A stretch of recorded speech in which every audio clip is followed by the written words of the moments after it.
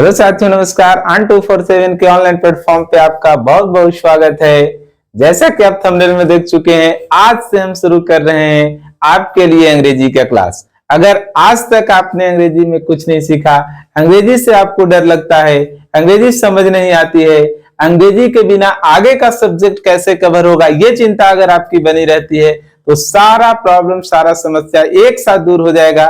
लगातार आज आप शाम 7 बजे के क्लास में प्रतिदिन बने रहेंगे और आपको एक रिकॉर्डेड क्लास हमेशा इवनिंग में 7 बजे आपको प्रोवाइड हो जाएगा। वहां से अगर आप लगातार 1 महीना तक देखते रहेंगे तो ये सारी समस्याएं एक साथ समाप्त हो जाएगी। और ये क्लास किन के लिए है? जो 9th में बच्चे पढ़ रहे हैं, 10th में पढ़ रहे हैं, 11th 12th में बच्चे पढ़ रहे हैं, या किसी कंपटीशन की तैयारी कर रहे हैं, या कहीं पे पढ़ाने का काम कर रहे हैं, सभी लोग इस क्लास को देख सकते हैं और अपने बेहतर भविष्य का निर्माण कर सकते हैं अंग्रेजी के आधार पे। क्लास क्यों शुरू करना पड़ा? समस्या आई कि अभी हमारे यहां से 10th के बहुत सारे बच्चे निकले, है ना। अब साइंस पढ़ना है, उनको स्ट्रीम लेना है साइंस। अब साइंस अंग्रेजी में उनको पढ़नी है, इंग्लिश मीडियम में पढ़नी है, फिजिक्स, केमिस्ट्री, बायोलॉजी। अब वो इस डर से साइंस लेना नहीं चाह रहे कि सर अंग्रेजी में पढ़ना पड़ेगा, आज तक तो हम लोग पढ़े नहीं। अब बहुत सारे, लगभग बिहार के लगभग बच्चों का यही हाल है कि वो 10th तक बिहार बोर्ड के बच्चे अंग्रेजी पढ़ते ही नहीं हैं और फिर 11th 12th होने पर बहुत ज्यादा परेशानी का सामना करना पड़ता है।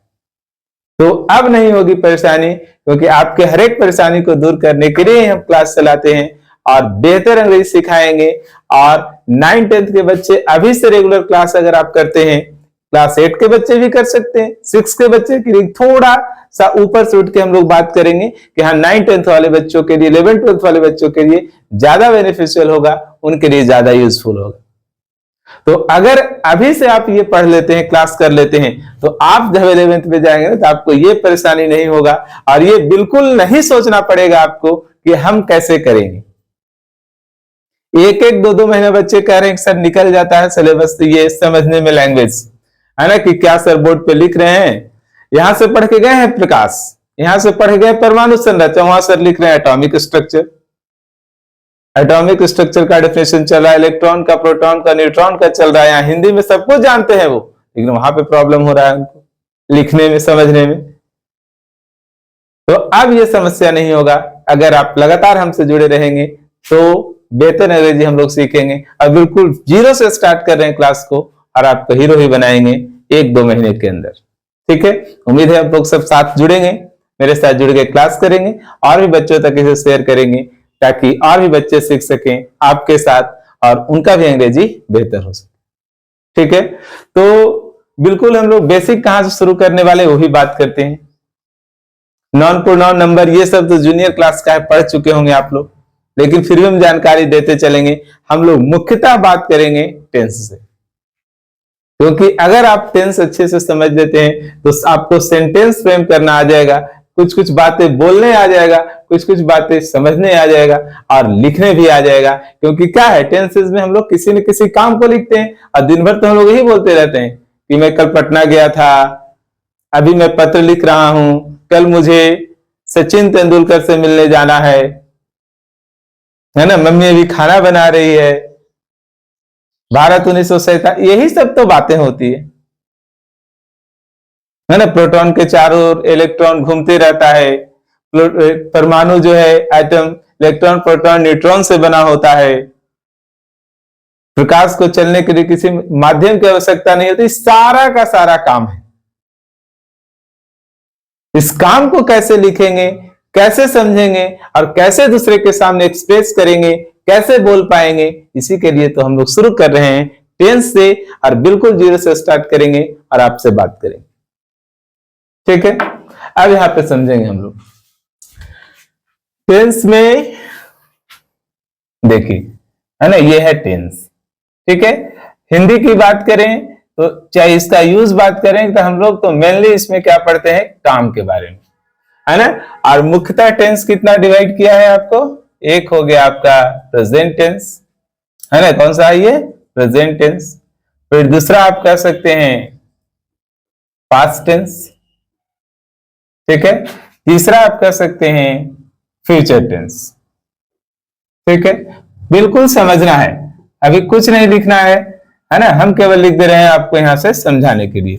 Present tense, past tense, future tense. अब मेरे प्यारे बच्चों आप थोड़ा सा फोकस करो, ऐसे कभी नहीं पढ़ा होगा आपने, इतना आसान तरीके से कभी नहीं पढ़ा होगा कि आपको बिल्कुल कहानी के जैसा एकदम हम लोग सीखते चलेंगे और लगेगा 2-4-5 दिन में क्यों क्या सीख रहे हैं, क्या कंप्लीट हो रहा है। बिल्कुल आसान, डरने की कोई बात ही नहीं है। चलो तो क्या करें, आप देखिए कि काम आपके आसपास 3 ही हो रहा है, 3 तरह के समय में कार्य का संपादन हो रहा है। कोई भी घटना घट रही है वो 3 ही टाइम है, चाहे वो अभी वर्तमान में घटित हो रहा हो, चाहे कुछ दिन पहले समाप्त हो गया, या कुछ दिन बाद होने वाला है। यही तो 3 टाइम है। जो अभी हो रहा है वर्तमान समय है, जो बीत गया वो भूतकाल का समय है, जो आने वाला है वो भविष्य है आपका। अब भविष्य बेहतर करना है तो वर्तमान में मेहनत करना होगा, पास्ट की चिंता छोड़नी होगी, पास्ट की गलती से सीखनी होगी आपको, है ना। लोग कहते हैं कि अगर आपको भविष्य बनाना है, if you want to make your future bright, then learn from past and work in present, that is the key of success. अगर आपको फ्यूचर बनानी है तो पास्ट के गलतियों से सीखें, जो आपने पीछे कर दिया, समय बर्बाद कर दिया, चाहे पैसा बर्बाद कर दिया या किसी के साथ कुछ मिसबिहेव कर दिया, then you have to learn from past, और उस गलती को सुधारने का मौका मिला है आपको प्रेजेंट में। If you work hard and if you have done something on your past mistakes, it will show you will make your future bright. तो अगर आपने काम कर दिया वर्तमान में तो भविष्य आपका अच्छा होगा। तो कहने का मतलब यही है कि 3 समय है और 3 ही टेंस आपके सामने बोर्ड पे लिख दी। क्या रिलेट करेंगे इससे कि जो काम चल रहा है उससे हम लोग रिप्रेजेंट करेंगे प्रेजेंट टेंस। हो गई ना बात, मैं आपको पढ़ा रहा हूं, दिस इज प्रेजेंट टेंस। मैं आपको प्रतिदिन पढ़ाता हूं, दिस इज प्रेजेंट टेंस। मैं गांव में रहता था, that is past tense. Mahatma Gandhi को नाथूराम गोड्से ने मारा, that is past tense. Bharat 1947 में आजाद हुआ, दैट इज पास्ट टेंस। कितना आसान है कि जो काम समाप्त हो गया उसे रिप्रेजेंट करने के लिए है पास्ट टेंस। फ्यूचर की अगर बात करें तो क्या, 2 तो पढ़ लिए, एक चल रहा है, एक समाप्त हो गया और एक होने वाला है। होने वाला क्या है, तो आप कह सकते हैं कि मैं एक डॉक्टर बनूंगा। 2026 रनिंग है, आप कह सकते हैं मैं 2030 में दिल्ली जाऊंगा, मैं अगले वर्ष परीक्षा दूंगा, दैट इज फ्यूचर टेंस। यही तो है। तो 3 तरह का समय है आपके पास और 3 ही तरह का टेंस। आप बताते रहो, घूम घूम के, दौड़ दौड़ के, नाच नाच के, कि जो अभी काम हो रहा है बताओ नाच के प्रेजेंट टेंस में, आई एम डांसिंग। जो खत्म हो गया उसको ही बताओ कि मैं नाच रहा था, वह खेल रही थी। और जो आने वाला है वो भी बताओ कि यहां 26 चल रहा है, मैं 28 में शादी करूंगा, मैं 27 में एक कार खरीदूंगा।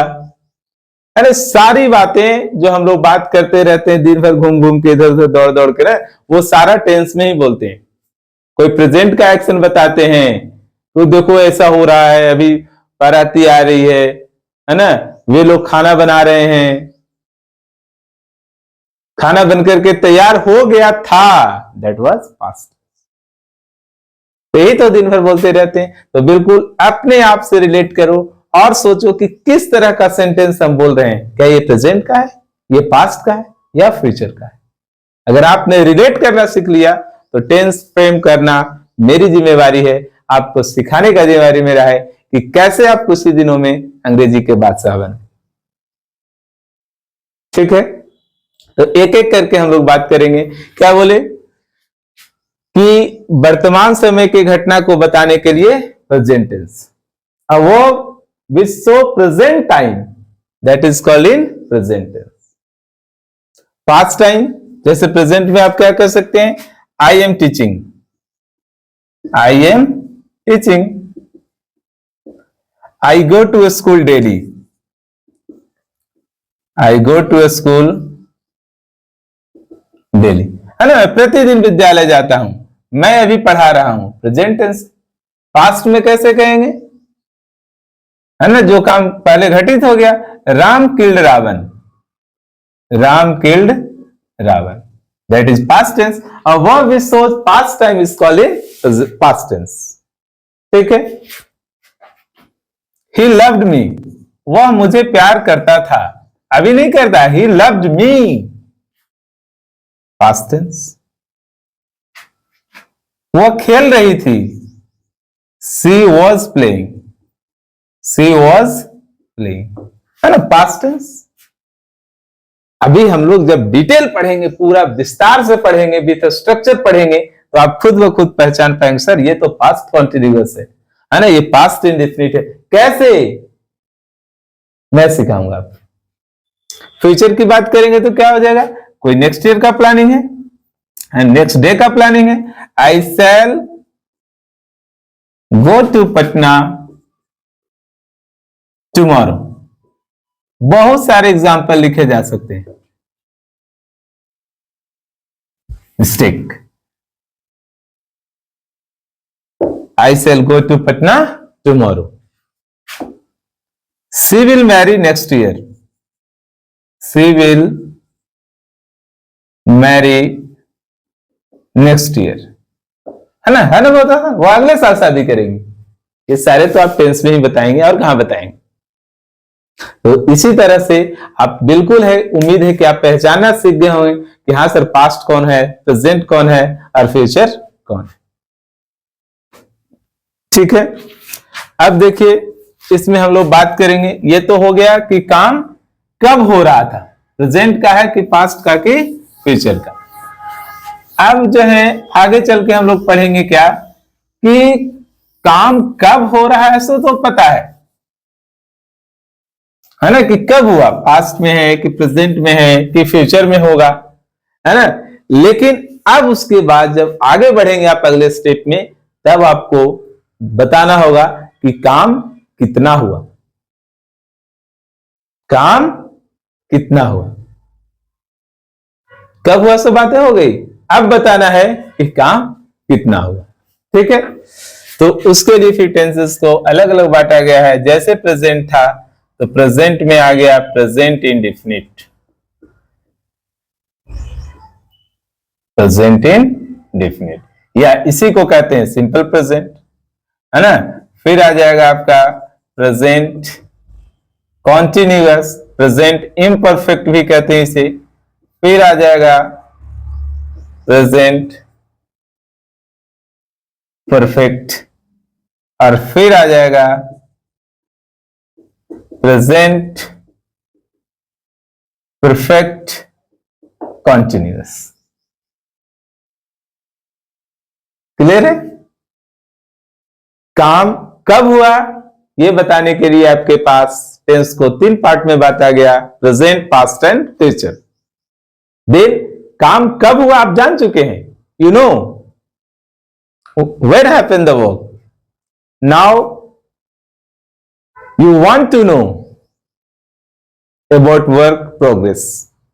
वो काम हुआ तो कितना हुआ, इसके लिए 3 टेंस है आपके पास, present indefinite, present continuous, present perfect, present perfect continuous. इसी तरह पास्ट में जाएंगे, पास्ट टेंस में तो past indefinite, past continuous, past perfect, then past perfect continuous.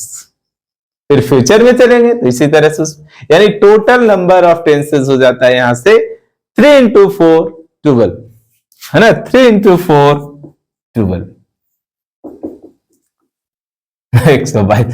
3 into 4 12। ये 4 और उधर प्रेजेंट पास्ट एंड फ्यूचर, ये 1 2 3 4, ये 4 और 3 उधर, तो ये हो गए टोटल 12।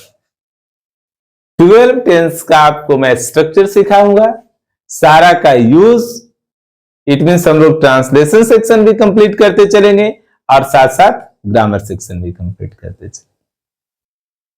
ठीक है, तो नेक्स्ट क्लास में हम लोग बात करेंगे कि प्रेजेंट इंडेफिनिट क्या है, उसके सारे स्ट्रक्चर, उसका कुछ यूज, और फिर हम लोग उसी तरह से सीखेंगे प्रेजेंट कंटिन्यूअस। आप अपना अंग्रेजी बेहतर करना चाहते हैं, इन सारी बात को ध्यान से समझना चाहते हैं, तो लगातार क्लास में बने रहे। ये बिल्कुल बेसिक क्लास था जो आपको बताया गया कि टेंस है क्या, टेंस कितने प्रकार के होते हैं और आखिर टेंस का यूज कहां होता है। बहुत बहुत धन्यवाद, मिलेंगे नेक्स्ट क्लास में। Thank you.